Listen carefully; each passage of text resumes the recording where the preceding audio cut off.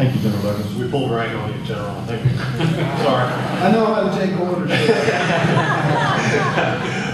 Both of you, Congressman Hurt first, this is about the Postal Service. Every time the Postal Service wants to shut down a rural post office, of course, every member of Congress raises holy hell.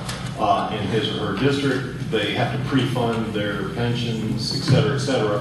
What are we going to do about the Postal Service? And you know, as the guys who raise the money, Congress has their leading role in this. Well, I think you know, and I mean it's a little tongue-in-cheek, of course. I think the post office would be doing just fine if we had campaigns like this year-round, every year. Because I think I read something today that certainly you look at the amount of mail that all these nice people are having to receive from the candidates, that does help the bottom line.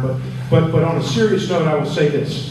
This is obviously a very serious issue, and I don't think that there's an easy answer. I mean, this has come from years of mismanagement by the Postal Service.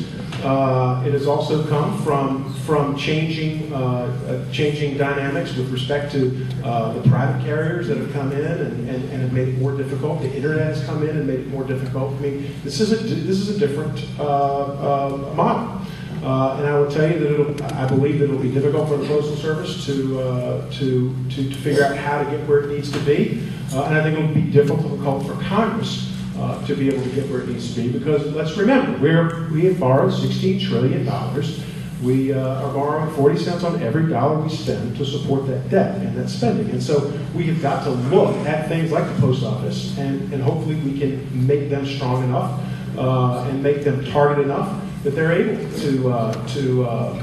they're able to succeed. I will tell you this, that living in a small town like Chatham, Virginia, like Warrenton, Virginia, I can tell you that rural postal delivery is very, very important to me and my constituents, and we have looked for ways to help our individual post offices who are running into trouble. But I will tell you this, at the end of the day, it's going to take an effort to try to figure out again how they can be more efficient and find their proper place within the federal government's expenditures.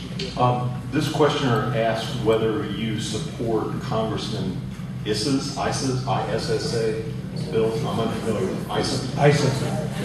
That's a bill that we haven't taken a position on. It's one of thousands of bills that get introduced, and it's not one that we've had to vote on. What's it do? What would it do? It has to do with requiring the Postal Service to prepay its pension. Would you favor eliminating that requirement?